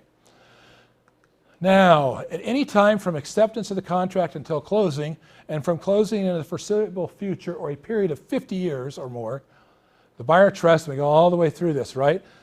And a lot of this is multiple disclosures of the same thing said in different ways. Now, why would I do that, Rachel?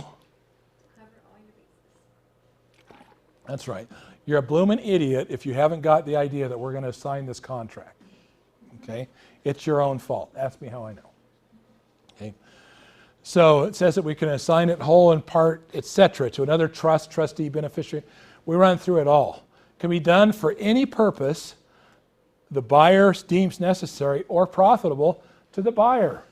So I can assign it for any purpose, including financial gain, business needs, tax needs, sale of the buyer's business interest, ownership in whole or in part, otherwise, blah, blah, blah, blah. You can assign the contract. You can make money on the contract. It's always important when you're doing any of these, even flips, you want to let them know that your intent is to make a profit.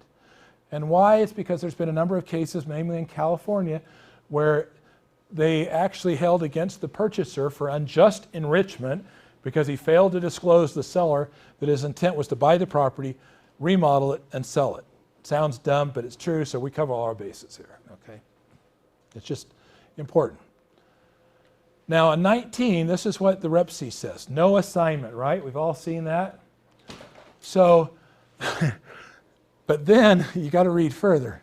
Provided, however, that the transfer of the buyer's interest in the Rep C to any business entity in which the buyer holds a legal interest, including but not limited to a family partnership, family trust, limited liability company, partnership or corporation, collectively referred to as permissible transfer, shall not be treated as an assignment by the buyer that requires the seller's prior written consent.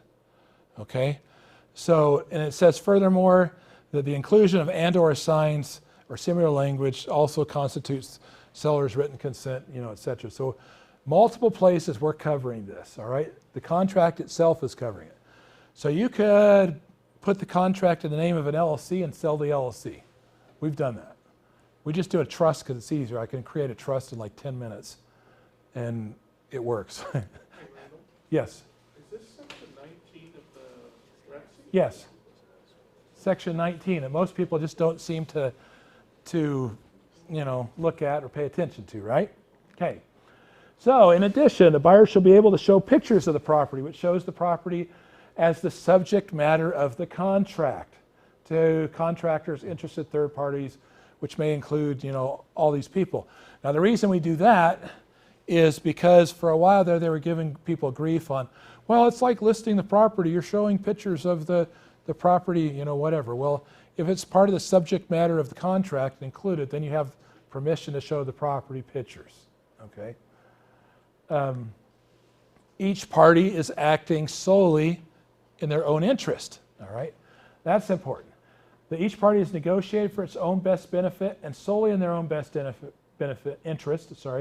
Each party has been and is encouraged to seek advice from pretty much everybody, lawyers, real estate professionals, advisors, anybody deemed necessary or needed for the safety and security of each party and to protect their separate interests.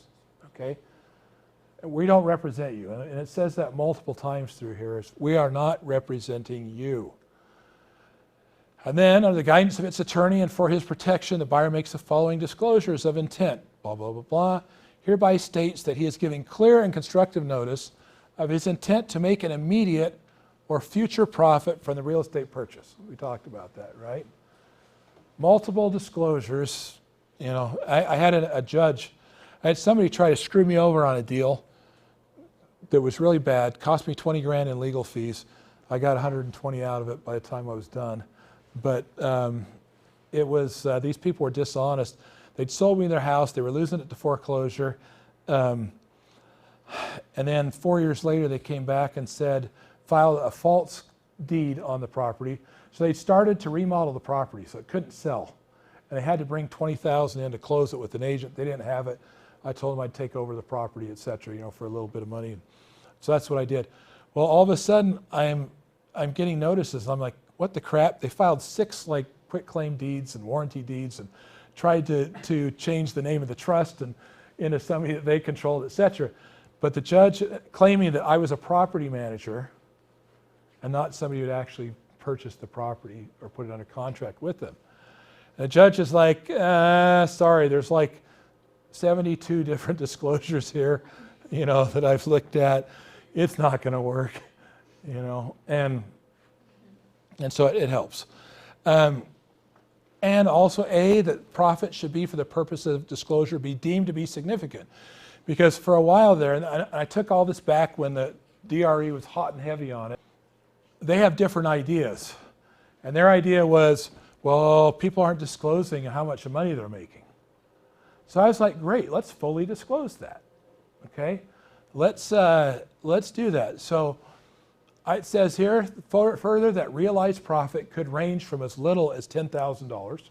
So we lost 1,000 on one that Trevor, you know, talked about here the other day, to $1 million. I've never made $1 million on one.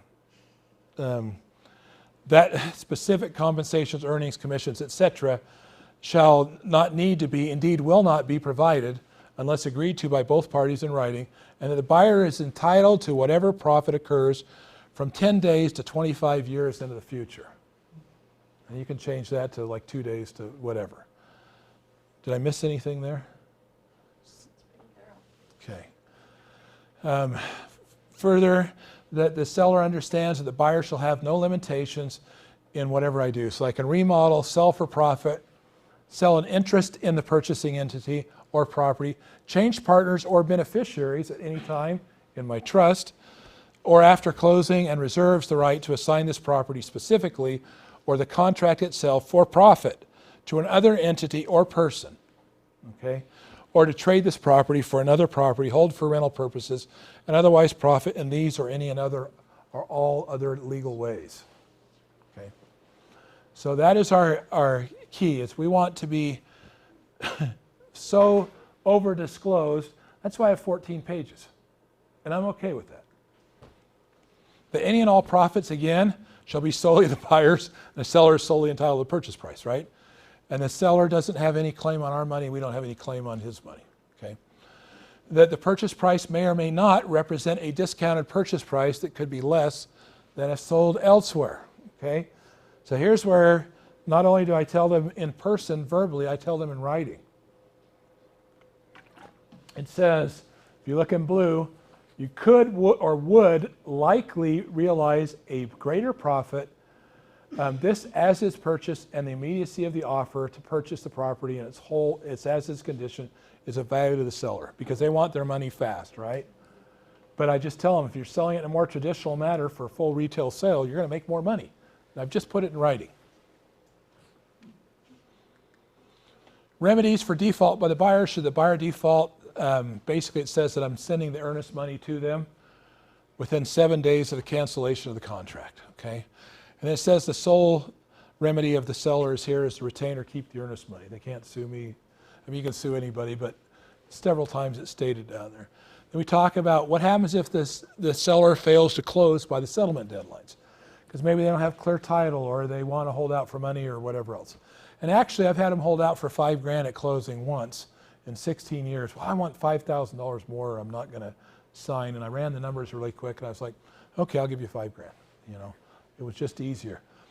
But because everything is cheaper than going to court, you know. So it just says that the settlement deadlines are at the buyer's sole discretion and direction. Okay, so who's in charge? The buyer. In fact, Rachel can tell us this. Once a property is under contract, who has the most rights in that property? The buyer. Yeah, the buyer has all the rights. So it says if the seller can't deliver it, that, you know, we're going to extend the closing section in 24 by 10 days beyond the date the title is finally cleared. Okay. It says the buyer has the right to file a notice of interest memorializing this agreement. Why would I do that? So they can sell it or list it or encumber it. Right. And so it's interesting as you file a notice of interest on this, because I've got a contract on it, I have interest in the property, I have more rights than the seller does because I'm the buyer. And the seller decides, I've had once where like a friend came and said, I'll give you more money. Now they told the friend for months that they were selling the house, the friend didn't want to do it. Then all of a sudden, as soon as we put it under contract, the friend wanted to buy it and they want to sell it to their friend. And we'd already spent, you know, a bunch of time and money on it. So you just put a notice of default on it and wait. And I'm like, I don't care. So, you know, 3 years later, well, we're not selling it. Great, no problem. I can wait. That's like money in the bank, right? What's the mandated interest rate? It's like 8%, isn't it? The legal. Yeah. It goes up. We'll just put it that way. The amount, you know, that you could own it goes up if you get a judgment. But in this case, they've got to pay me to close it. So 3 years later, what do you want to release this? $25,000. No, really, what do you want? $25,000. I got $25,000. That's what I want. And I just went to court as an expert witness for another real estate agent who did this, and I've only had that issue like twice in 20 years, but she just got $180,000, and the court's held for her. She made a nice donation to my charity. I was really happy. I'd forgotten all about it because it was like 3 years ago, because the wheels of justice grind slowly, like, or infinitesimally or something, you know, but 3 years later, she's like, you really helped me out as an expert witness. I'm going to donate $5,000 to your charity. And so I was really happy, and so were the kids in Nepal. So, and then due to the speediness of the purchase contract, here's where I don't have to put earnest money up. It just says see the addenda, right? Buyer shall not have to deliver the funds for purchase or the earnest money deposit until the buyer and seller have closed and settled, unless otherwise agreed to. Okay? So I can change anything. I can negotiate anything. But that's what we put. The seller agrees that he or she understands fully and to his satisfaction the real estate purchase contract and all addenda. And all this nonsense underneath that says that they understand if they want to change anything, it's got to be in writing, in writing, all that kind of stuff, okay? And then for the purposes of clarity, again, this is driven by a division because as far as I'm concerned, hard money is cash. It's like immediate. So Ryan, right? Ryan Beatty? So how fast can you get me cash? Pretty quick, 48 hours. 48 hours. 24 hours. 24. Yeah. The quickest one I ever closed was 18 hours. It was back in 2010 when all those houses in Saratoga Springs were going to foreclosure. And I had a house right on the waterfront that the bank said, an agent called me and says, the bank says, and it was in the afternoon, he says, tomorrow at 1 it's going to auction. If you can close on it before 1 o'clock tomorrow, the bank says they'll sell it for $270,000. I said, done. So I'm driving down there. On my way down, I've got the hard money guy on the line, the lender, I've got title, pulling a quick title, I've got all this stuff together. We closed it at like 11 o'clock the next morning. I went over there to take a look at it and to see if what I needed to clean out in the yard. It was new, cost almost $1 million to build. Some guy walking by goes, are you interested in selling that? I said, maybe. He says, well, my budget is $440,000. So like 270, 440. I wish I'd held it today, if I'd be honest. But I was like, yeah, I'll take that money. It was the easy money, you know, and so that's what we did. And then all personal property shall be removed from the property prior to selling. Anything you leave is mine. And why is that? It's because there are statutes in Utah about what you have to do to get rid of personal property. So a tenant leaves and leaves a bunch of crap. It's nonsense because you got to go rent a storage unit, you know, put notice, do all this kind of stuff. So if I do it this way, it keeps my life easy. I always purchase an as-is condition because I'm making it easy for them. Sometimes you could negotiate. I've had meth happen once or twice where I got a discount because I tested for meth. You know, yes, sir. As is, do you still get seller's disclosures? Do you still ask for them, or do you not care at that? I don't care. Okay. Yeah. I don't care. I mean, I'm an ex-contract. I still own a construction company with 3 crews. So when I walk through, I'm doing my inspection right there. You know, and there's nothing that we can't fix easily, you know. So basically what I look at is the roof good? Or is the HVAC system good? Does the plumbing work? Is the electrical, you know, is it 2-prong or, you know, whatever else? So it's usually like half a dozen. Your high dollar items, everything else is, you know, you can see pretty clearly. And then the terms of this addendum shall survive closing by a period of 50 years.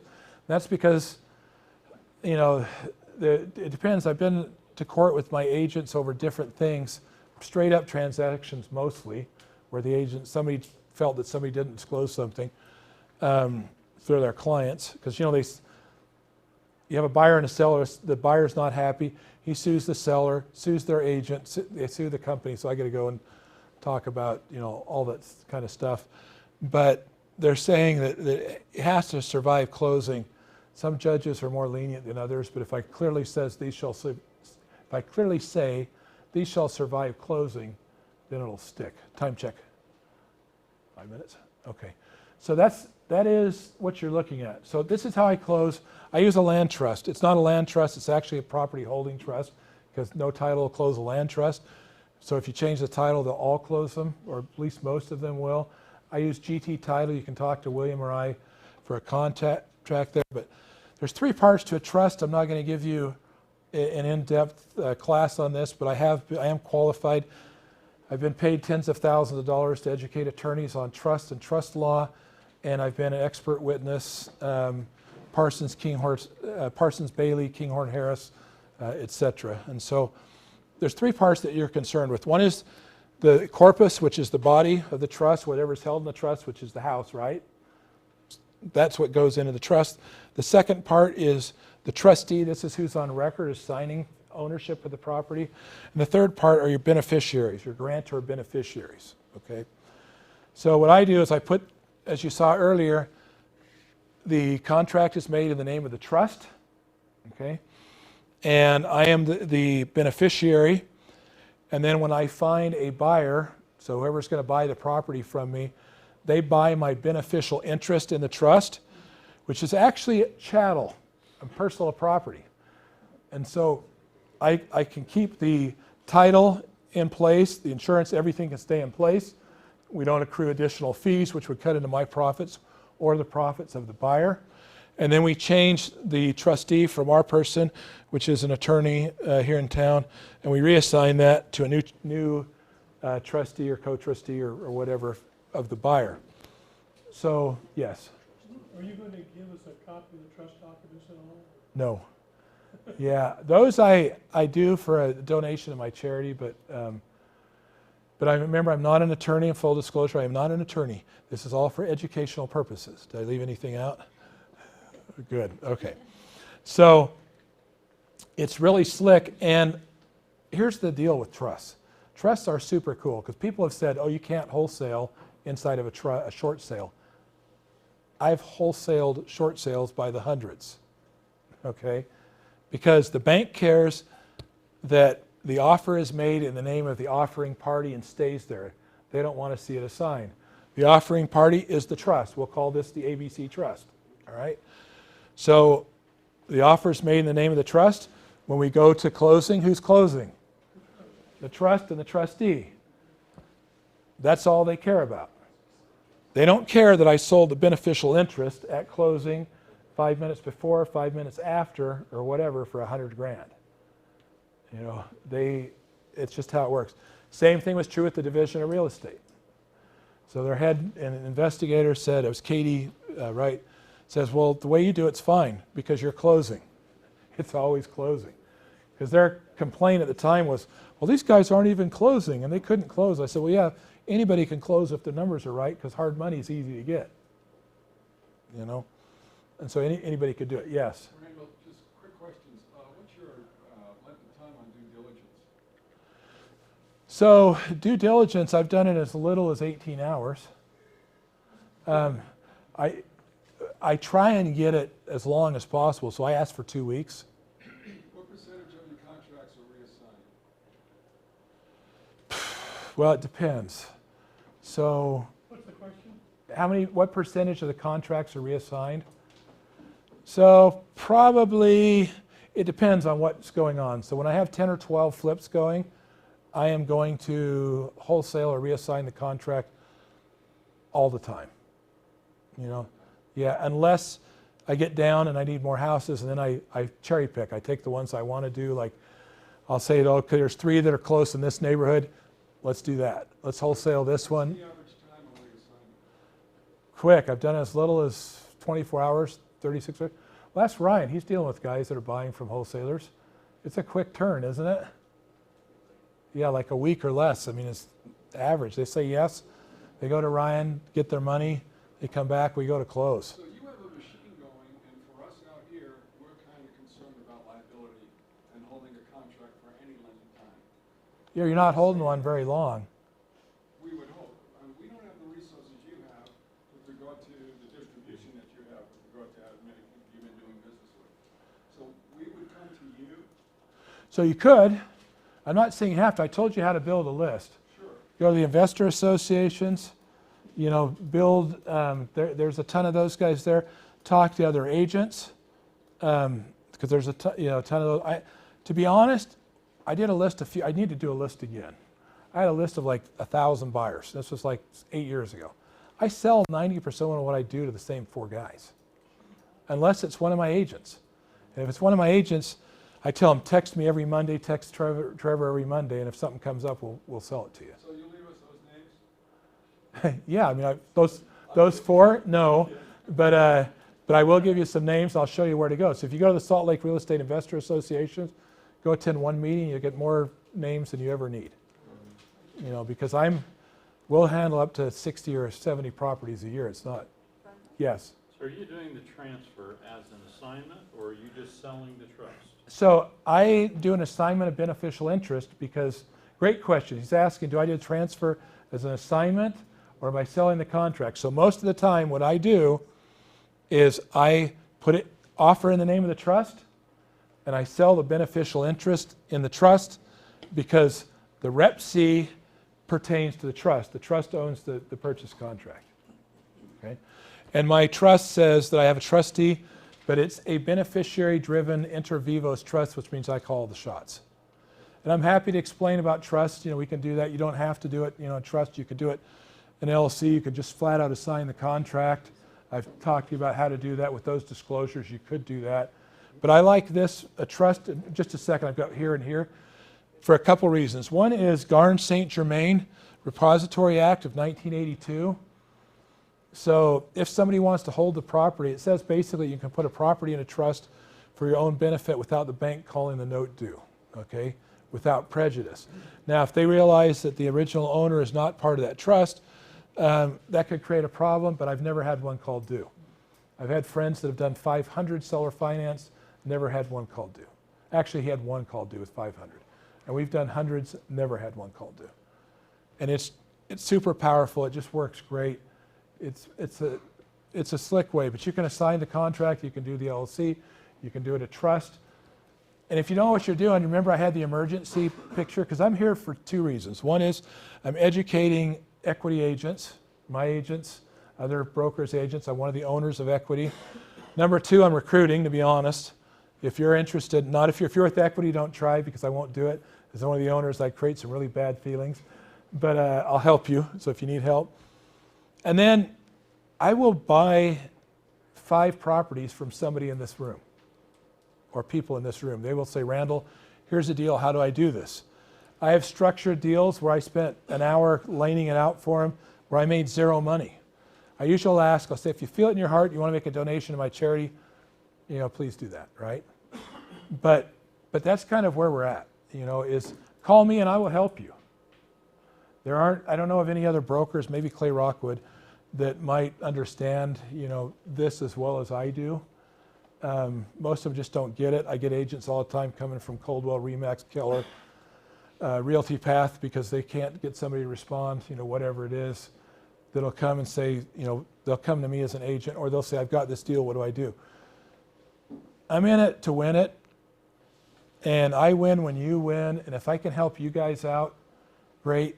In 3 years, if I'm not adiosed out of here and living on a mountain in Nepal, I'm going to be really sad, because that's what I want to spend the rest of my life doing, is working in a charity and trying to make people's lives better. And so that is it. I mean, I'll be around, I'll be available, I'll be doing online trainings then. And my son, William, will probably be running the brokerage for me. But that's the plan. And when I tell you this, it's a good idea, copy it. Be a copycat. Unless you don't need money, I mean, But yeah. in the trust, you don't have to disclose how much money you're making in that particular deal. I don't have to disclose either way. Because you already put under your addendum that you're going to make money. Yeah, I've already disclosed that I'm going to make money, that I can assign the contract, that I can sell it to a person or a business or an entity multiple times. Yes, there was a question back. Oh, maybe not. Yeah, it was on the due on sale clause, you touched on it, just when you do a seller financing and the property is being sold, the lender has to be paid off with the due on sale clause. No, only if you're really not. You could do a seller fi on a seller fi on a seller fi. Okay. But that's how I've made the biggest money. Seller finance properties. They're not calling the note due, they're getting paid. Right. And I'm making the payment. And But they have the ability to call them like due. yeah, but there's no due on sale jail. It's not against the law. I got a deal sell already. Yeah. There's no due on sale jail. They can't throw you in jail. They can't turn you into the division. They can't do anything. There's nothing there. The trick you already said, the trick is they don't know who's in the trust. Sure. And that's why I look at a trust. So when I show the 59 transactions, you'll see a few that show up on the MLS for me. But there's a lot more that don't, because I'm not doing it in my own name. And that's what I like about a trust. It's anonymous. Nobody knows. One of my cousins is my attorney, Matt Boley. He's like, Randall, why don't you just do it in LLC or whatever else? Well, my LLC is actually the beneficial interest in the trust. So I got 2 levels, but the trust is like a smoke screen. And so the trust is going to keep you out of sight. So I said, Matt, well, let's look. I said, you've seen how many deals I've closed. What can you find? This was like 6 years ago. He says, well, it looks like since 1988, there's 3 that are in your name, right? And I've done a few more since then, if it was going to be an in and out or whatever, and there was some reason I had to do it. I said, now let's look at you. So I said, what would you tell somebody that wants to sue me? And he said, well, you've got a great case. I'll need $5,000 a retainer against my $350 an hour, fee, right? And I said, now let's look at you. You own a house in Mill Creek Canyon, a rental downtown, and one out in Draper. Now what do you say? No problem, we'll do it on contingency. There's so many benefits to it. It's the best entity I've ever used for any of that kind of stuff. Ryan? Randall, do you use the same trust? No, I create a different trust for each property. Yeah. I mean, it's so easy to create. In fact, I mean, I trained the title company I used to do it, and so they do a lot of the work for me now. But it's really, really simple. But you don't need to do it in a trust, but you can do it in a trust, and it's worth finding out about. And I actually have given classes online about trust. I guess I could do another one, and then do one on trust and how to use it. It'd probably be another good one to get people in. But hopefully this is of value. This is a great way to make money. If I needed money this month or this week, and I'm struggling,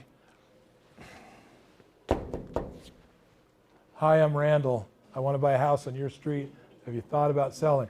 Because I'm either going to wholesale it, and 10 grand is on the low side for us. I'm either going to wholesale it, and I'm going to get it done in a week. You know, it's rare that it takes longer than that. I'm going to get it done in a week, or I'm going to get a wholesale and a listing. You know, because you want to do the right thing. Whatever you do, do the right thing. You know, I mean, that's the honest to God truth. Do the right thing. So copy all good ideas. There's lots of benefits of a trust. We've talked about them. I'm happy to talk with somebody for a minute afterwards if you guys have any questions. Are there any more questions right now that somebody would like to ask? I'll be happy to do it. Do you do other trainings? Oh yes, I did one on chattel appraisal. We did one with or cost segregation. We did one with Stringham. I've done seller financing in the past. I did one on note buying and selling. So here's one that you'll find interesting as an agent. So I'm representing a buyer on a property out in West Valley. And I have pole title on it. And there's a bunch of people looking at it. My buyer's an investor. I represent investors. So I said, all right, this is what you should do. And I went over and talked to the guy, found out that the owner's from Idaho. He's down there for the day. And my cousin is his mechanic. And he liked him apparently. So I said, here's the deal. When's your last offer coming? He said, 2:30. I said, great. I'll beat any offer by $5,000. My buyer will beat any offer by $5,000, or we'll give you $1,000. You call us at 2:30, right? And here's why, because I was happy to cover the $1,000 for my buyer. Okay, my buyer would have been happy, you know, because he gets a winning deal. He either pays $5 more than everybody else, the numbers work, right? Or I come up with $1,000. And it's because I had title poll and there's $60,000 in liens on the property. So we got the offer accepted. What does the seller have to do to give title to my buyer?